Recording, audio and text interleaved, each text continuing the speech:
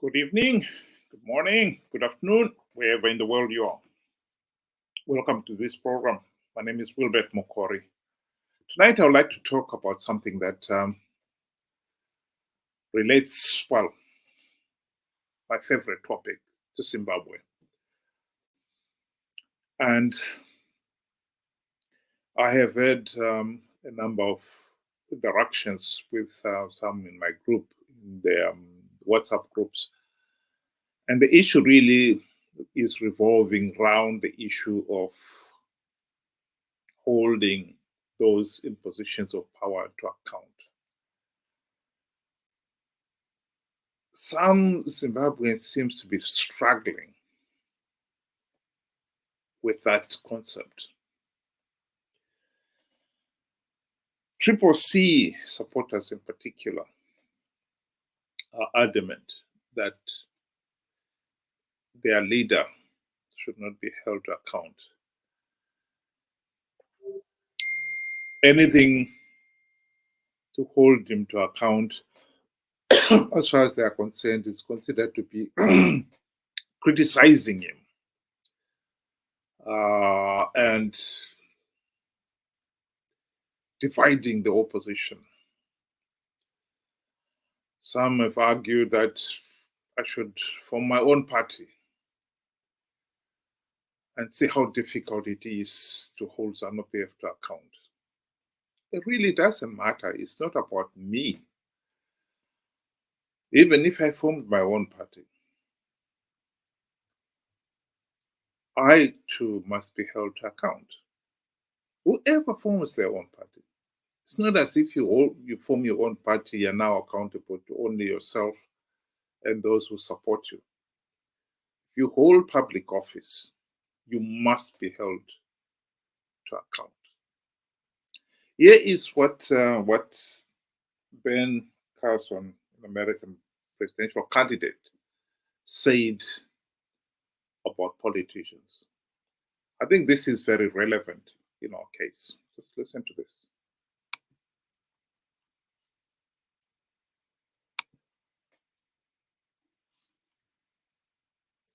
Politicians can solve our problems. But at some point, maybe we will wake up and recognize that, we've been conditioned to think that only politicians can solve our problems. But at some point, maybe we will wake up and recognize that it was politicians who created our problems. Or we end up getting what we deserve. Well, basically what he's saying there is that we have been conditioned to believe that it's only politicians who can solve our problems. And what he was saying there is maybe one day we'll wake up and realize that actually it's not true. In some cases, they are the ones who created the problem.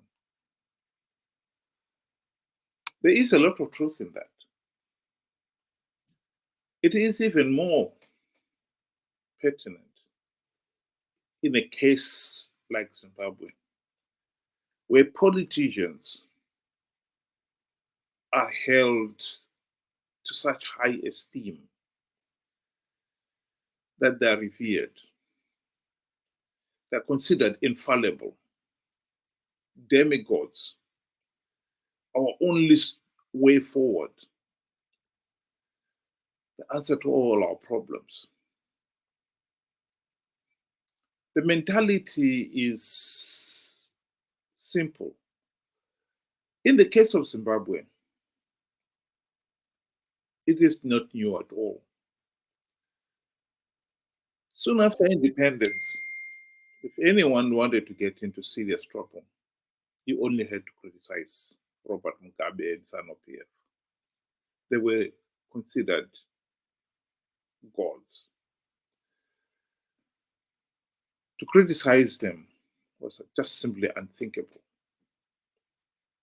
So had a situation here in Zimbabwe where these individual, Robert Mugabe and his Zanu PF colleagues, had risked their lives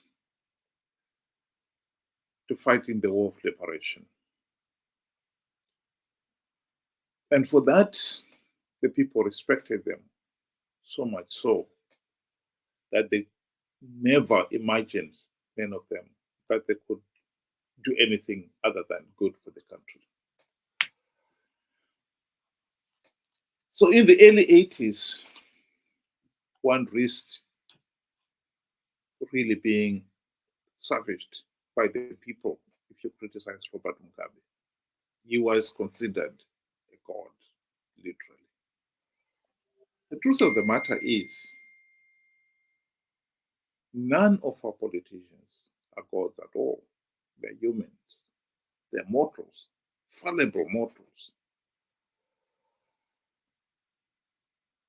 While in the 80s, some people still refuse to accept that Mugabe was fallible, corrupt, and incompetent. Even when the Matabeleland massacres started 1983 to 1987, some people still hang on to the belief that Liberation War heroes could do no harm to the nation. It took until the late 1990s for people to finally realize that Robert Mugabe and his colleagues were indeed corrupt, incompetent, and murderous tyrants. I think we should have learned from that, but alas, we didn't. So we ended up with a situation here where we have got the opposition. And many people believe the MDC leaders are heroes and they could do nothing wrong. They risked their lives challenging the Mugabe regime. People will argue. Well, if we're going to go down, we're going down the same route as we did with Robert Mugabe in the 1980s. And in terms of sacrifice, I think no one would dispute that the risks that people took in the war of liberation was much greater than what Chamisa and his colleagues are risking now, albeit that even one individual being detained or killed is one too many. This is not really a beauty contest or a suffering contest. Who suffered more? I think if you start going down that route, you have lost the point completely. The most important thing there is that these people, yes, they've made a sacrifice, but we must not forget that they are still humans.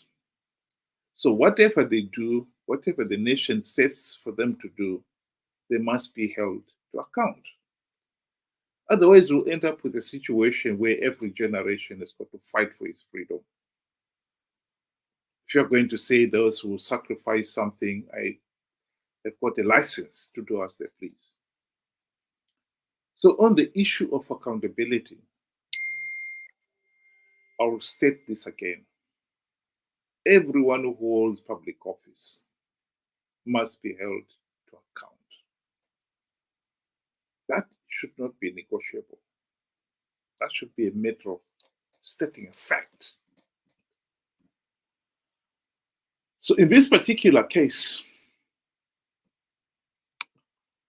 we should insist that those who hold positions of power are held to account.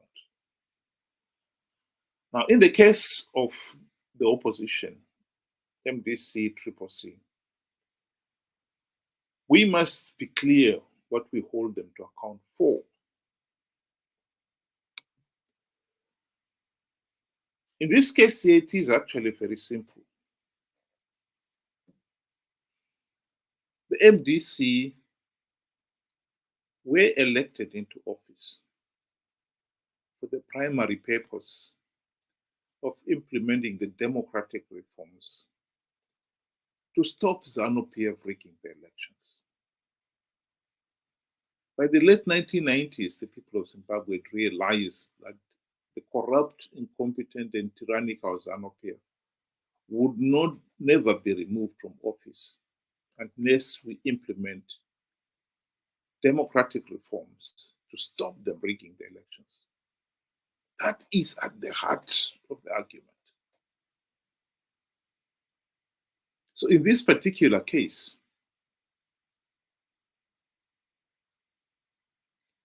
we are holding MDC to account for a specific purpose. You were elected into office to implement democratic reforms to stop Zanu PF rigging the elections. In August, we just held elections. And Zanu PF, once again, rigged those elections. This, from the time when MDC were first arrived on the political stage, which was in in the late 1990s, there is no doubt that the last 23 years, they have had many opportunities to implement the democratic reforms, the purpose for which they were elected, to stop Zanu PF rigging the elections. But 23 years down the line, not even one meaningful democratic reform has been implemented.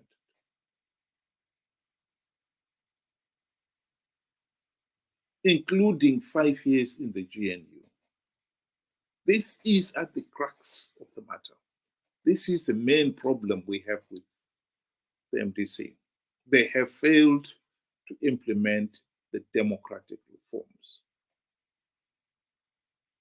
For that, they must be held to account. And for somebody to start arguing, say, oh no, but they've taken the risk, they're the ones who are challenging Zanu PF. Yes, challenging Zanu PF to do what? In this particular case, primary purpose is to implement the democratic reforms to stop Zanu PF rigging future elections. That's what it is all about. So if they've had 23 years and they still have failed to implement even one meaningful reform, I think, in fact, by now we should have called them to account a long time ago. And to think that we can give them another day after 23 years is ridiculous. People must understand that the country is not going to change without implementing the democratic reforms. Short of another coup or violent street protests, Zanu PF is not going to give up power.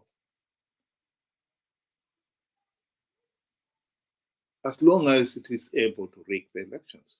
So if we are talking of peaceful change in Zimbabwe, then we must look at implementing the reforms. And if we're looking at implementing the reforms, then we've got to admit that our friends in the MDC have failed to do so. I've listed, which is scoring down at the bottom there, about 10 reasons that people must understand of what has happened in Zimbabwe.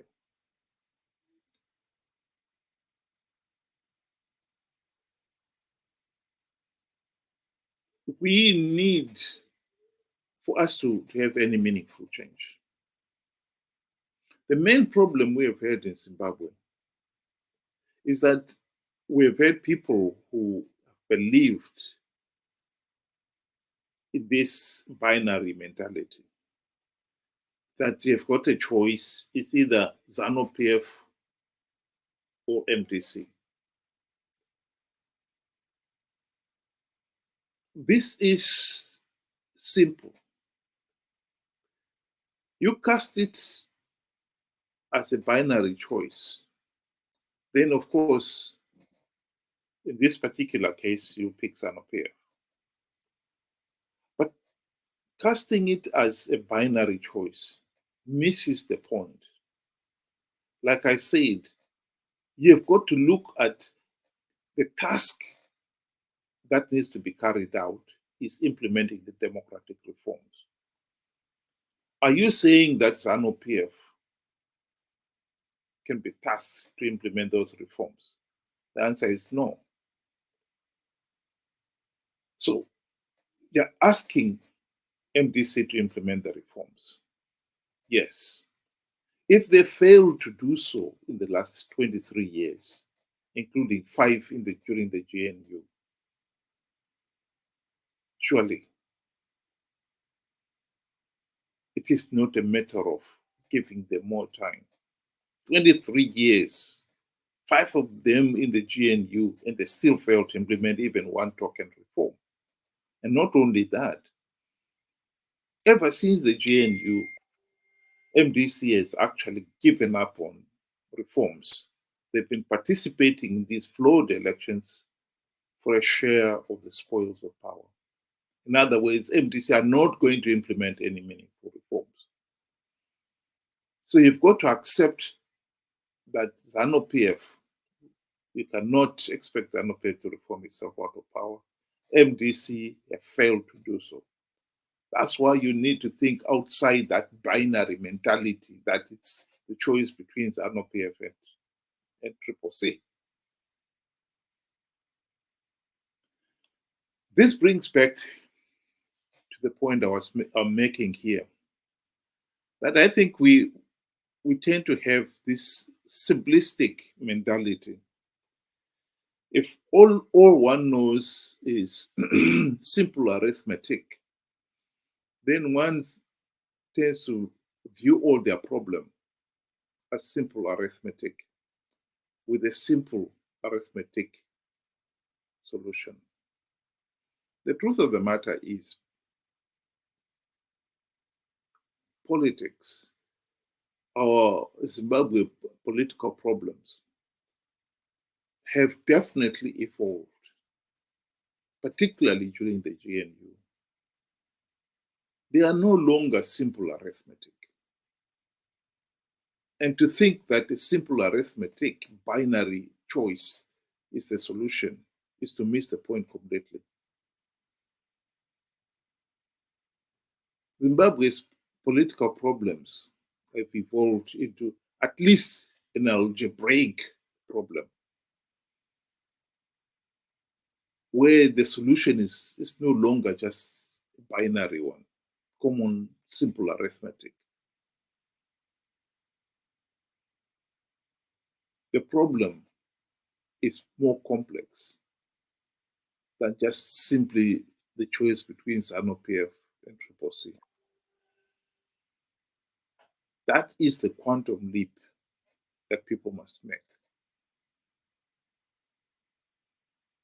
If they think that it is still a simple problem of CCC will implement the reforms and deliver change, then this country is stuck, because CCC will never implement any reforms.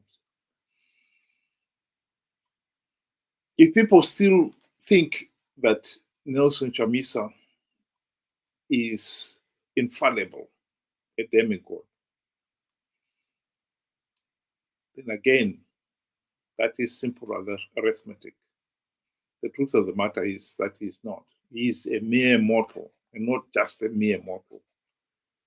He is a mere mortal that has already proven beyond all reasonable doubt that he is corrupt and incompetent.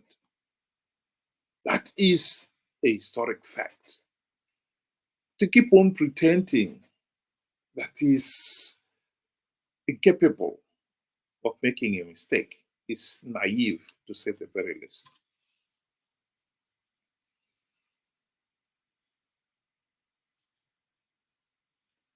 Nelson Chamisa was the one. He was warned that participating in these elections, for instance, was flawed, futile, and yet he was the one who was hell-bent on participating. He turned around to tell his supporters that Triple C will win big because I've implemented reforms.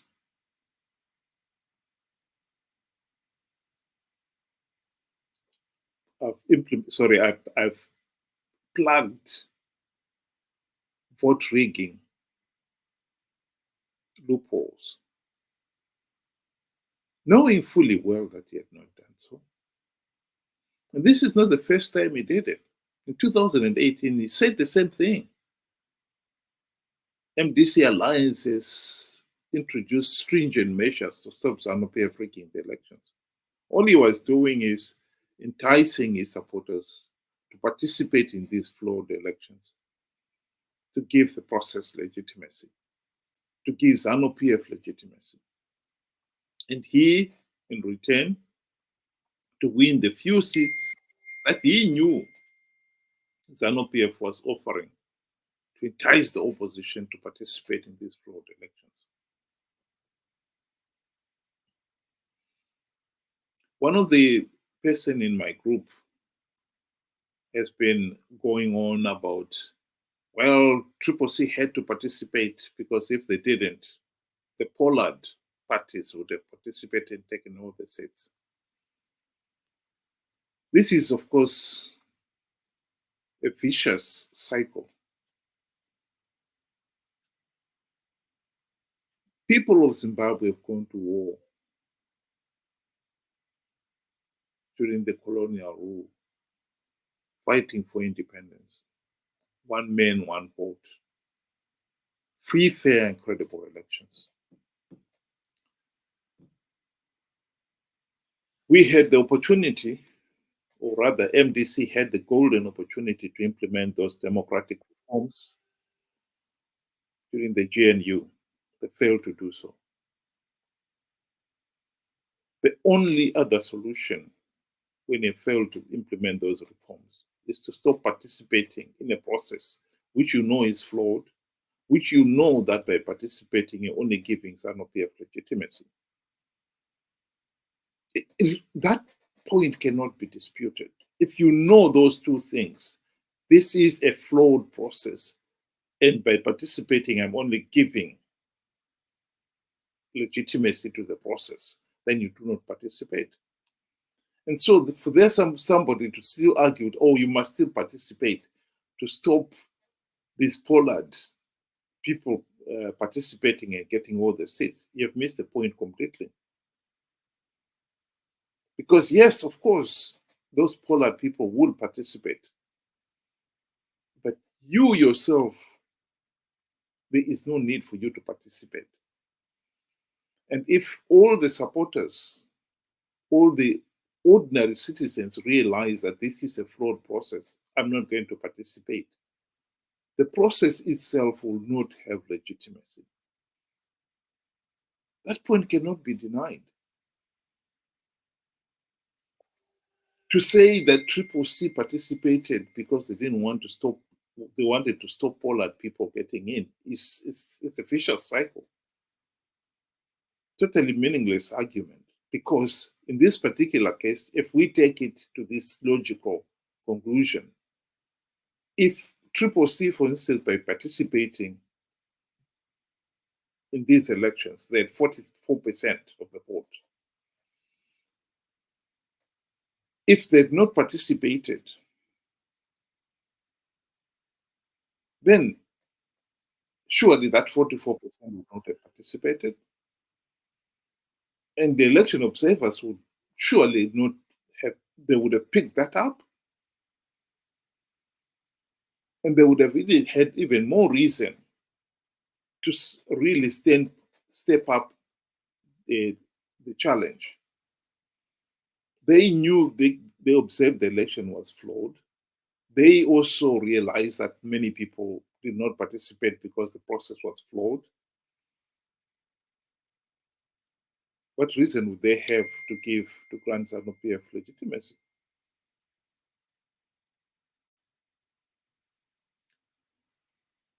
We need Zimbabweans. My lesson tonight is that people of Zimbabwe must learn that the political problem is no longer a binary, simple arithmetic.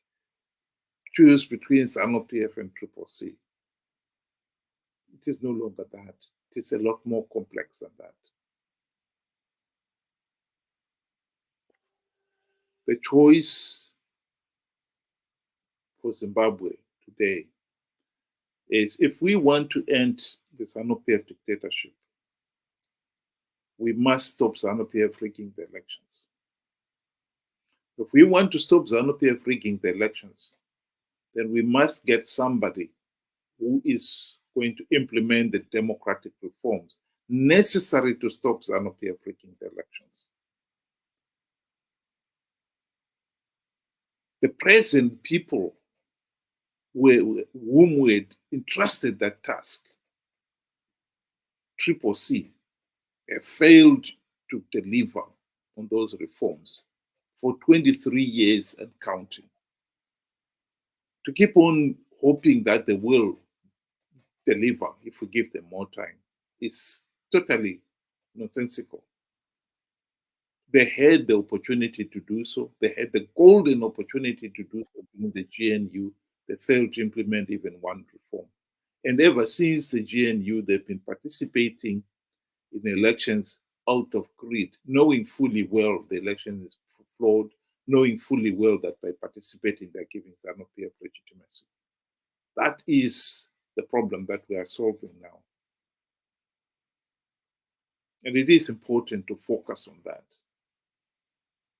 And the idea that we cannot hold Chamisa to account is ridiculous. No one holding public office, anyone holding public office, must be accountable to the people. And this includes Nelson Chamisa and his friends. They must account for their failure to implement even one meaningful reform in the last 23 years, including the 5 years in the GNU.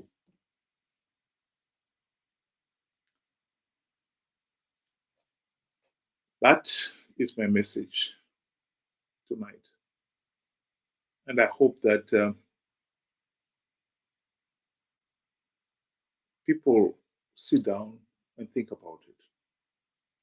Because I think without that, we'll just be going round and round in circles here. Zimbabwe will never. We are looking at elections in 2028. And without those reforms, I think it is no exaggeration to say that Zanu PF will rig those elections. And so the nightmare will continue. We need to think outside the box. We need to stop thinking that this is simple arithmetic, binary choice. It's not a binary choice. It's a lot more complex than that.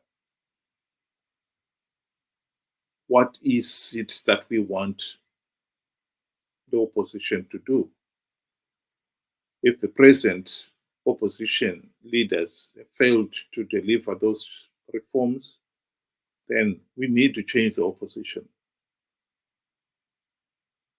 now and not wait until a year before the 2028 elections. That is my message to you tonight. Thank you very much for listening, and good night.